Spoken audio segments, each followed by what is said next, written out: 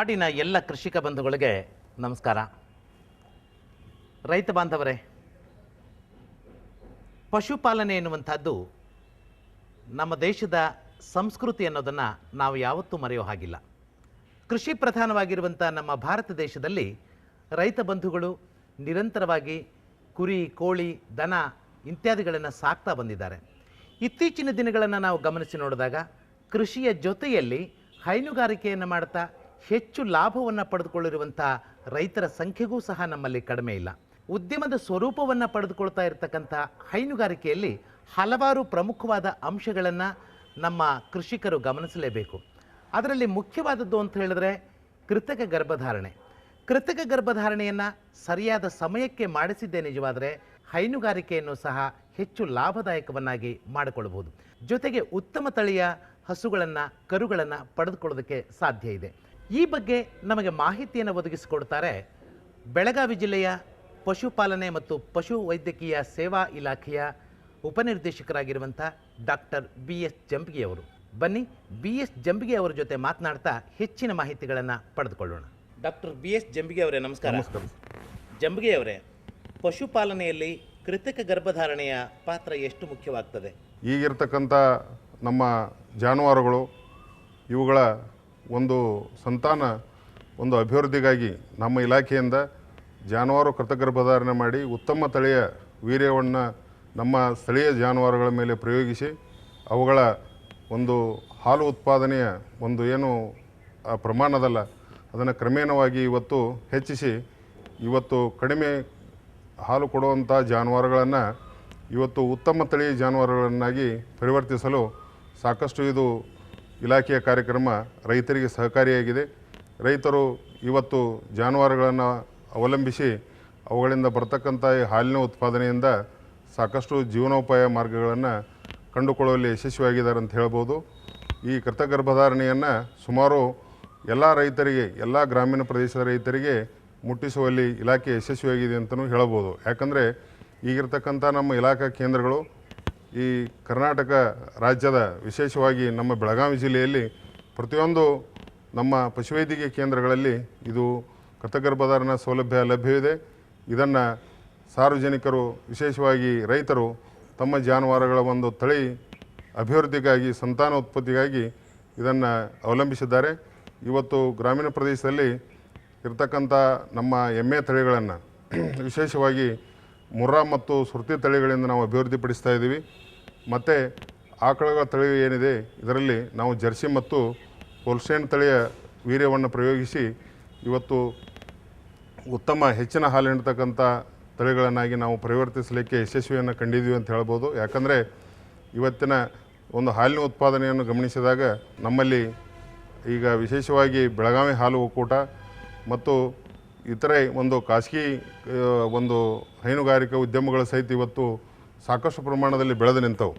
ಯಾಕಂದರೆ ಈ ಗ್ರಾಮೀಣ ಪ್ರದೇಶದಲ್ಲಿ ಸಾಕಷ್ಟು ಹಾಲಿನ ಒಂದು ಉತ್ಪಾದನೆ ಆಗ್ತಾಯಿದ್ದು ಇದಕ್ಕೆ ತಕ್ಕಂತೆ ಮಾರುಕಟ್ಟೆಯನ್ನು ನಾವು ಒದಗಿಸಿ ರೈತರಿಗೆ ಒಂದು ಹಾಲಿನ ಮಾರಾಟ ಮತ್ತು ಉತ್ಪಾದನೆಯಲ್ಲಿ ಕೂಡ ಅವರಿಗೆ ಏನು ಮೂಲಭೂತ ಸೌಲಭ್ಯಗಳು ಬೇಕು, ಈಗ ಒಂದು ಕೃತಕ ಗರ್ಭಧಾರಣಾ ಒಂದು ಸೇವೆ ಇರ್ಬೋದು ಅಥವಾ ಜಾನುವಾರುಗಳ ಆರೋಗ್ಯ ಇರ್ಬೋದು, ಈ ಕೃತಕ ಗರ್ಭಧಾರಣೆಯಿಂದ ಸಾಕಷ್ಟು ನಮ್ಮ ಹೈನುಗಾರಿಕೆ ಗ್ರಾಮೀಣ ಪ್ರದೇಶದಲ್ಲಿ ಅಭಿವೃದ್ಧಿ ಆಗಲಿಕ್ಕೆ ಈ ಒಂದು ಕೃತಕ ಗರ್ಭಧಾರಣಾ ಸೇವೆ ಏನೋ ಕಾರ್ಯಕ್ರಮ ಇದೆ, ಇದು ಸಾಕಷ್ಟು ಸಹಕಾರಿಯಾಗಿದೆ ಅಂತ ಹೇಳ್ಬೋದು. ಗ್ರಾಮೀಣ ಪ್ರದೇಶದ ರೈತರು ತಮ್ಮ ಹಸುಗಳನ್ನು ಮತ್ತು ಎಮ್ಮೆಗಳನ್ನು ಹೊಡೆದುಕೊಂಡು ಈ ನಿಮ್ಮ ಆಸ್ಪತ್ರೆಗೆ ಬರಬೇಕು ಅಥವಾ ಗ್ರಾಮೀಣ ಪ್ರದೇಶದಲ್ಲಿ ಏನಾದರೂ ಸೇವಾ ಸೌಲಭ್ಯ ಇದೆಯೋ, ಅದಕ್ಕೇನು ವ್ಯವಸ್ಥೆ ಮಾಡಿದ್ದೀರಿ? ಈ ಒಂದು ಸೇವೆಯನ್ನು ರೈತರ ಮನೆ ಬಾಗಿಲಿಗೆ ವಿಸ್ತರಿಸಬೇಕು ಅನ್ನೋ ಒಂದು ಉದ್ದೇಶದಿಂದ ರಾಷ್ಟ್ರೀಯ ದನ ಮತ್ತು ಎಮ್ಮೆ ತಳಿ ಅಭಿವೃದ್ಧಿ ಯೋಜನೆ ಅಡಿಯಲ್ಲಿ ಈಗಾಗಲೇ ನಾವು ಗ್ರಾಮೀಣ ನಿರುದ್ಯೋಗಿ ಯುವಕರನ್ನು ಆಯ್ಕೆ ಮಾಡಿಕೊಂಡು ಅವರಿಗೆ ಅವಶ್ಯಕವಾದ 3 ತಿಂಗಳ ಒಂದು ತರಬೇತಿಯನ್ನು ನೀಡಿ ಅವರಿಗೆ ಈ ಜಾನುವಾರು ಕೃತಕ ಗರ್ಭಧಾರಣೆಯ ತಾಂತ್ರಿಕತೆ ಬಗ್ಗೆ ಮತ್ತು ಅದರ ಮಹತ್ವ ಬಗ್ಗೆ ಎಲ್ಲ ತಿಳಿಸಿ ಅವರಿಗೆ ಬೇಕಾದ ಪರಿಕರಗಳನ್ನು ಒದಗಿಸಿ ಈ ಕೃತಕ ಗರ್ಭಧಾರಣೆಗೆ ಬೇಕಾದಂಥ ದ್ರವಸಾರ್ವಜನಿಕ ಜಾಡಿ ಇರ್ಬೋದು, ವೀರ್ಯಕಡ್ಡಿ ಇರ್ಬೋದು ಅಥವಾ ಅದಕ್ಕೆ ಬೇಕಾದಂಥ ಸಲಕರಣೆಗಳನ್ನು ಅವರಿಗೆ ನೀಡಿ ಇವತ್ತು ನಾವು ರೈತರ ಮನೆ ಬಾಗಿಲಿಗೆ ಕೃತಕ ಗರ್ಭಧಾರಣೆ ಜಾನುವಾರುಗಳಿಗೆ ಕೃತಕ ಗರ್ಭಧಾರಣೆ ಸೇವೆಯನ್ನು ವಿಸ್ತರಿಸಿದ್ದೇವೆ. ಇದರಿಂದ ಕಳೆದ 4-5 ವರ್ಷಗಳಲ್ಲಿ ಇವತ್ತು ರೈತರು ಕರೆ ಮಾಡಿದ ತಕ್ಷಣ ಅವರ ಒಂದು ಮನೆ ಬಾಗಿಲಿಗೆ ಈ ಕೃತಕ ಗರ್ಭಧಾರಣಾ ಖಾಸಗಿ ಕೃತಕ ಗರ್ಭಧಾರಣಾ ಕಾರ್ಯಕರ್ತರು ಹೋಗಿ ಸೇವೆ ಸಲ್ಲಿಸ್ತಾ ಇದ್ದಾರೆ. ಇದರಿಂದ ಸಾಕಷ್ಟು ಜನ ರೈತರು ಈ ಒಂದು ಸೇವೆಯನ್ನು ಪಡೆದುಕೊಂಡು ಇವತ್ತು ಹೈನುಗಾರಿಕೆ ಒಂದು ಉದ್ಯಮವನ್ನು ಪ್ರಾರಂಭಿಸಲಿಕ್ಕೆ ಇವತ್ತು ಹೆಚ್ಚು ಹೆಚ್ಚು ಜನ ಜಿಲ್ಲೆಯಲ್ಲಿ ಮುಂದೆ ಬರ್ತಾ ಇದ್ದಾರೆ. ಈ ಸೇವೆಗೆ ನಿಮ್ಮ ಇಲಾಖೆ ರೈತರಿಂದ ಯಾವುದಾದ್ರೂ ಹಣವನ್ನು ಪಡೀತದೆಯೋ ಅಥವಾ ಉಚಿತವಾಗಿ ಈ ಸೇವೆಯನ್ನು ನೀಡ್ತದೆಯೋ? ಈಗ ಈ ಜಾನುವಾರು ಕೃತಗರ್ಭಧಾರಣೆ ನಾವು ಸಂಸ್ಥೆಯಲ್ಲಿ ಮಾಡಿದಾಗ ಸೇವಾ ವೆಚ್ಚವಂತ ಹೇಳಿ 5 ರೂಪಾಯಿಯನ್ನು ರೈತರಿಂದ ಪಡೆದುಕೊಂಡು ಅದನ್ನು ಸರ್ಕಾರಕ್ಕೆ ಭರ್ನಾ ಮಾಡುವಂಥ ಒಂದು ಕಾರ್ಯಕ್ರಮ ಇದೆ. ಇನ್ನೊಂದು, ರೈತರ ಮನೆ ಬಾಗಿಲಿಗೆ ನಾವು ಸೇವೆ ಒದಗಿಸಿದಾಗ ಕೃತಗರ್ಭಧಾರಣ ಕಾರ್ಯಕರ್ತರು 60 ರೂಪಾಯಿಯನ್ನು ಪ್ರತಿ ರೈತರಿಂದ ಗರಿಷ್ಠ 60 ರೂಪಾಯಿಯನ್ನು ಚಾರ್ಜ್ ಮಾಡಿ ಅದರಲ್ಲಿ ಬರ್ತಕ್ಕಂಥ 15 ರೂಪಾಯಿಯನ್ನು ನಮ್ಮ ಪಶುಸಂಗೋಪನಾ ಇಲಾಖೆಗೆ ಅವರು ಸರ್ಕಾರಕ್ಕೆ ಭರ್ನಾ ಮಾಡ್ತಾ ಇದ್ದಾರೆ. ಇನ್ನೂ 45 ರೂಪಾಯಿಯನ್ನು ಅವರು ಸೇವಾ ವೆಚ್ಚವಾಗಿ, ಅಂದರೆ ಅವರ ಒಂದು ವಾಹನಕ್ಕೆ ಇಂಧನ ಇರ್ಬೋದು ಅಥವಾ ಇನ್ನೇ ಬೇರೆ ಖರ್ಚು ಇರ್ಬೋದು, ಅವರು ಅದನ್ನು ಉಪಯೋಗಿಸ್ತಾ ಇದ್ದಾರೆ. ಇದಕ್ಕೆ ಭಾರತ ಸರ್ಕಾರದಿಂದ ಒಂದು ರೂಪರೇಷೆಗಳನ್ನು ಸಹಿತ ಅವರು ನೀಡಿದ್ದಾರೆ. ಕೃತಕ ಗರ್ಭಧಾರಣೆಯ ಸಂದರ್ಭದಲ್ಲಿ ತಳಿಗಳ ಆಯ್ಕೆಯ ಬಗ್ಗೆ ನೀವು ಅಂತಿಮವಾದಂಥ ನಿರ್ಧಾರವನ್ನು ತಗೊಂಡಿರ್ತೀರೋ ಅಥವಾ ರೈತರು ಏನಾದರೂ ಬೇಡಿಕೆಯನ್ನು ಸಲ್ಲಿಸ್ತಾರೋ? ಇದು ಕಾರ್ಯಕ್ರಮ ಬಹಳ ದಿನಗಳಿಂದ ನಮ್ಮ ರಾಜ್ಯದಲ್ಲಿ ನಡೀತಾ ಇರೋದರಿಂದ ಸಾಕಷ್ಟು ಜನ ಇದರ ಬಗ್ಗೆ ಮಾಹಿತಿಯನ್ನು ಈಗಾಗಲೇ ಪಡೆದುಕೊಂಡಿರ್ತಾರೆ. ಅವರು ಈಗ ತಳಿ ನೀತಿಯನ್ನು ರಾಜ್ಯ ಸರ್ಕಾರವೇ ರೂಪಿಸಿರ್ತದೆ. ಈಗ ಬೆಳಗಾವಿ ಜಿಲ್ಲೆಗೆ ಎಮ್ಮೆಗಳಲ್ಲಿ ಮುರ್ರಾ ಮತ್ತು ಸುರ್ತಿ ತಳಿಗಳನ್ನು ನಿಗದಿಪಡಿಸಿದ್ದಾರೆ. ಈ 2 ತಳಿಗಳನ್ನು ಬಿಟ್ಟ ಬೇರೆ ತಳಿಗಳ ಒಂದು ವೀರ್ಯಗಳನ್ನು ನಾವು ಕೊಡಲಿಕ್ಕೆ ಅವಕಾಶ ಇರುವುದಿಲ್ಲ.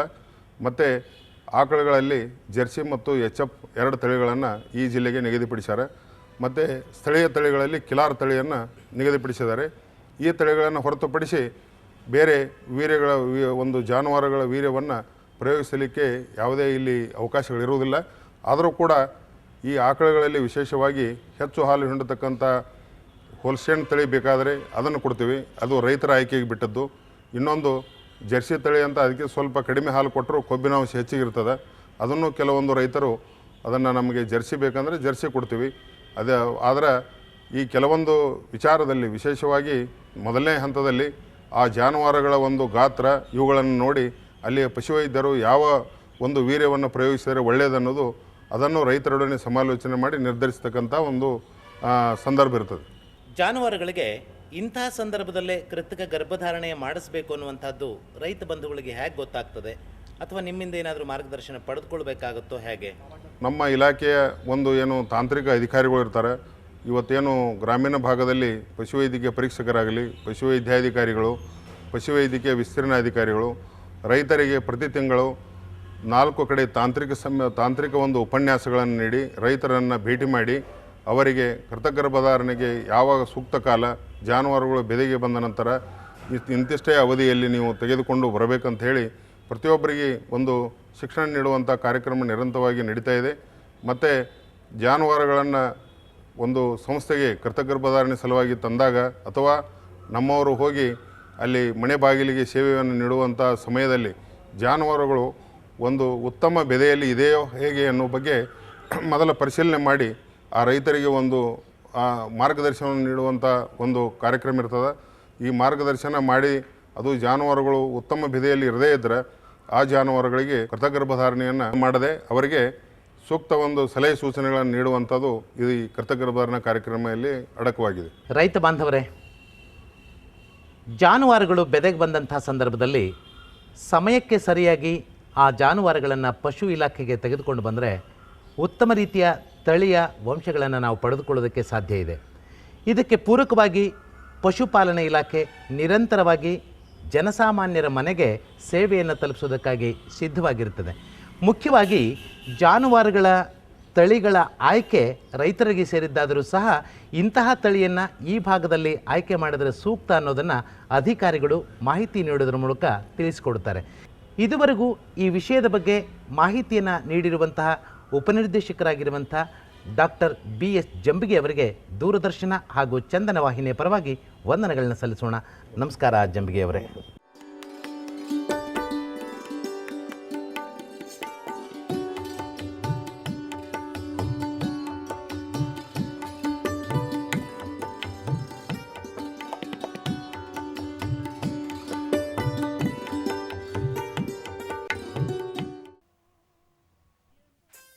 ಅಮ್ಮ ಊಟ ಹಾಕಮ್ಮ. ಸ್ವಲ್ಪ ತಾಳಮ್ಮ, ಇನ್ನು ಬೇಳೆನೇ ಬೆಂದಿಲ್ಲ. ಚಿಂತೆ ಮಾಡ್ಬೇಡ ಕಣಮ್ಮ, ಈ ಬಾರಿ ನಮ್ ಬೇಳೆ ಬೇಗ ಬೇಯುತ್ತೆ. ಹಂಗಂದ್ರೇನ್ರಿ? ಈ ಬಾರಿ NFSM ನ ಮೂಲಕ ಬೇಳೆಕಾಳುಗಳ ಉತ್ಪಾದನೆಯನ್ನು ಹೆಚ್ಚಿಸೋ ರೀತಿಯನ್ನು ತೋರಿಸೋದಕ್ಕಾಗಿ ದೇಶದಲ್ಲಿ 1,000 ಪ್ರದೇಶಗಳು ಆಯ್ಕೆಯಾಗಿವೆ. ಅವುಗಳಲ್ಲಿ ನಮ್ಮ ಪ್ರದೇಶವೂ ಒಂದು. ಇದ್ರಿಂದ ನಮ್ಗೇನ್ ಲಾಭ? ನಮಗೆ ನಮ್ಮ 5 ಎಕರೆ ಹೊಲಕ್ಕಾಗಿ ಗೊಬ್ಬರ, ಕೀಟನಾಶಕದ ಜೊತೆಗೆ ಉತ್ತಮ ಬೀಜದ ಮಿನಿಕಿಟ್ ಕೂಡ ಸಿಗುತ್ತೆ. ಇಷ್ಟು ಬೆಳೆ ತಗೊಂಡು ನಾವೇನ್ ಮಾಡೋದು? ನೋಡಮ್ಮ, ಸರ್ಕಾರ ಧಾನ್ಯಗಳ ಬೆಂಬಲ ಬೆಲೆಯನ್ನ ತುಂಬಾ ಹೆಚ್ಚಿಸಿದೆ ಮತ್ತು ಅವುಗಳನ್ನ ಖರೀದಿ ಮಾಡೋದಕ್ಕೂ ಎಲ್ಲ ತಯಾರಿ ಮಾಡಿದೆ. ಇದರಿಂದ ಆದಾಯ ಹೆಚ್ಚುತ್ತೆ. ನಮ್ಮ ಪುಟ್ಟಿ ಒಳ್ಳೆ ಸ್ಕೂಲಿಗೆ ಹೋಗಿ ಒಬ್ಬ ಕೃಷಿ ವಿಜ್ಞಾನಿ ಆಗ್ತಾಳೆ.